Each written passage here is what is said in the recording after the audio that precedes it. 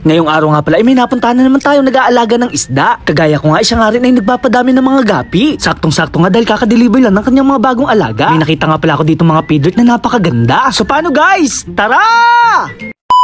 Ngayong araw nga pala guys, dadalaw tayo kay Tampi Story. Medyo matagal na rin kasi tayong hindi nakakapunta sa kanila. Nabalitaan ko din kasi na meron siyang bagong dating na isda. So paano guys? Tara!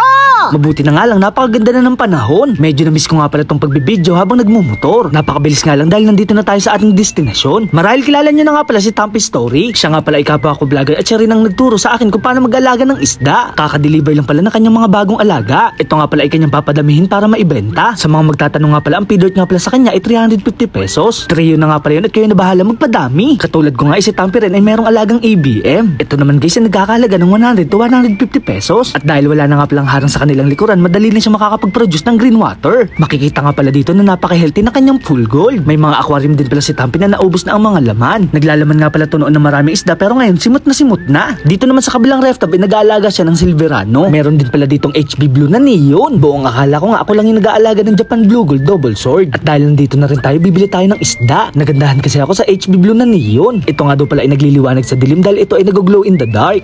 Char. Kapag bibili nga pala tayo ng isda, kailangan quality. Tayo kasi ay magpaparami nito at kailangan natin ng magandang materyales. Nangongolekta na rin kasi ako ng iba't ibang klaseng gapi para mapadami at maibenta. Pag bibili nga pala kayo ng mga gapi, kailangan breeder size na para makapagbuga na kasi ito ng pre at inyo nang mapalaki. Ang tinatawag nga pala na trio, isang lalaki at dalawang babae. Sana nga ay may natutunan na naman kayo kay Kuya Bimacho Nurin. Bukod nga pala sa mga isda ay nag-aalaga din si Tampi ng mga manok. Meron din pala dito mga inakay na binabantayan ng kanilang nanay. Bukod naman sa mga manok at isda ay nag-aalaga din siya ng mga ibon. Iba't ibang klaseng lahi nga pala to at hindi ko lang alam ang tawag. Bago naman umalis ay nakita ko si Tampo. Siya nga pala ay vlogger na rin katulad ng kanyang tatay. Kakakwento ko nga ay munti ko pa makalimutan magbayad. Ako nga pala ay nagbadali na pauwi dito sa aming bahay. Kailangan kasi natin i-acclimate ang ating isda para malipat na ng lagayan. Pansamantala nga ay dito ko muna sila ilalagay. Katulad nga pala ng ating red flamingo ay madali rin sila makakapagpadami. Kapag nakabili na nga pala tayo ng malaking lagayan, ililipat na natin sila. Tulad nga pala ng aking inaasahan, may mga followers na nga pala na nagpunta. Namimigay kasi tayo ng mga betta fish. 5 piraso nga pala ito at paunahan na lang dito sa aming bahay. Kaya naman guys, maraming salamat sa inyong suporta. Kinahaponan nga ay meron pa mga batang pumunta. Mabuti na nga lang meron pa silang naabutang pamigay na beta. Agad naman silang sumipat at tumingin ng kanilang mapupusuan. Madali na nga palang pumili dito dahil ito nga pala ay 3 piraso na lang. Medyo kinabahan lang ako dahil parang gusto pa nila ng Oscar fish. Nagpapasalamat nga pala ako sa mga batang to sa walang sawang pagsuporta. Hindi pa man ako nakakapasok ng bahay, dumating naman si RV. Papalitan niya kasi yung binigay nating beta kanina. Katulad ko nga palang fish keeper ay nag-aalaga din siya ng mga isda. Siya nga pala ay nagbigay ng magenta. Sinamahan niya nga pala to ng full gold na napakaganda. Kaya naman guys, maraming salamat kay RV. Madadagdagan na naman kasi ang ating mga koleksyon na gapi. So paano guys, hanggang dito na lang. Maraming salamat sa panonood. Paalam! Yeah!